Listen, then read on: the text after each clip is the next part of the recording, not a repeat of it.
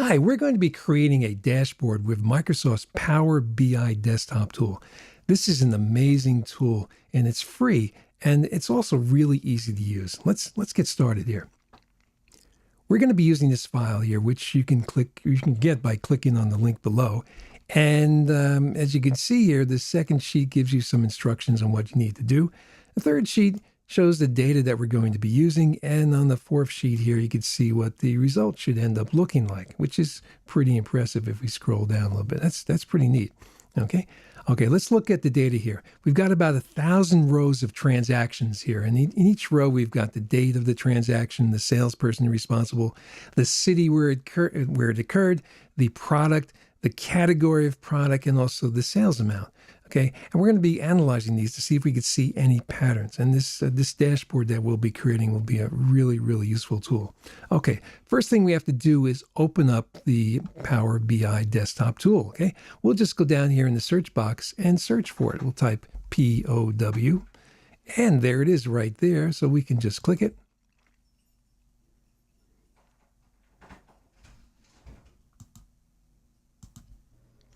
When the Power BI desktop tool opens up, it looks like this.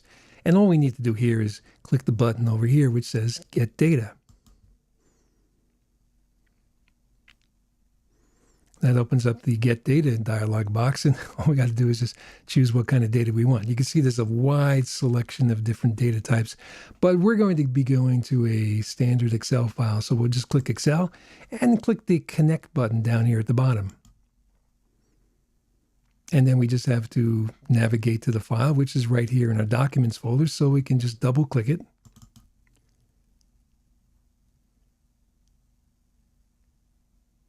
And then we just choose which part of that file we want. And that's a table right over here, Table Sales. We'll click on the Load button.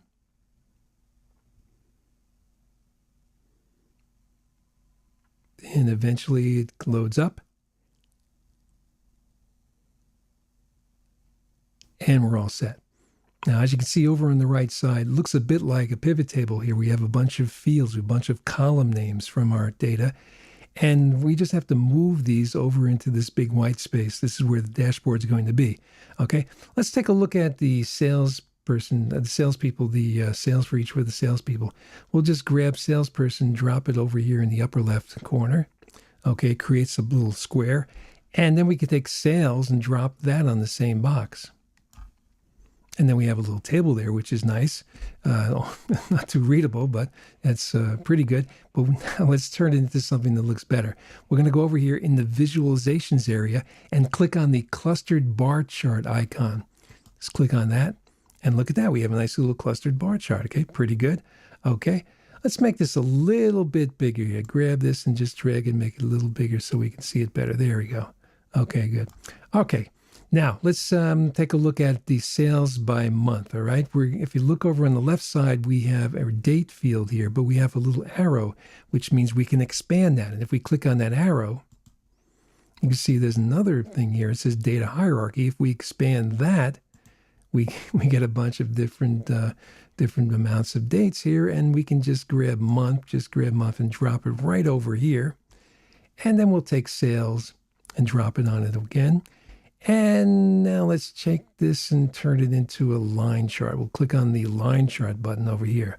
Oh, that looks nice. We'll just make this a little bit wider. And maybe take this and drag it over here till it touches. There we go. Nice. Okay, good. Okay, we've got two charts here. Let's see if we can add some more. In fact, let's look at the sales by category. I'm going to grab category here and just move it down here into the lower left corner and grab sales and put that on the same box. And let's make this a pie chart. Click over here, the icon for pie charts. Nice. And let's look at the sales for each of the individual products. I'm going to grab product over here, drag it, put it over here. Ooh, look at that. And then we'll take sales, drop it on the same box. And let's turn this into a clustered column chart right here. Click on this icon right here.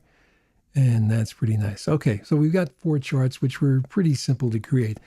The great thing about it, though, is this.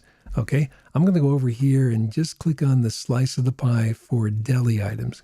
Just click on that, and you can see that affects all of the other charts. Okay, it filters all of the other charts, and now I'm seeing sales just for deli items among all the salespeople, and the sales by month for deli items, and then the actual products that are in this deli group there. If I go down here in the deli group and say, for example, there's cake, click on the cake one there. Now I'm just seeing the sales of cake, and you can see among the salespeople, there's one guy who seems to be selling an awful lot of cake here.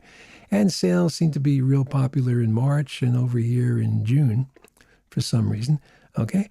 And if I go over here and click on the salesperson, say, for example, Mr. Allen here, okay, Glenn Allen, and you can see Mr. Allen does a lot of sales in salami and this one over here, which is hard to see. Also, some pretty good sales in March. I guess in July he was on vacation that month. All right. And so anyway, you can see that you can just click on any particular item here or any particular month and see how the sales vary for that particular thing. Let's go back here, click on the month. There we go. And let's go down here, click on month again. There we go. So now we're looking just at March, and sales are pretty light there. Pretty light, of course. Okay, if we go click on November, really light there too. Okay, and let's see in April. That's everybody. Let's click it again to just filter it into April. There we go.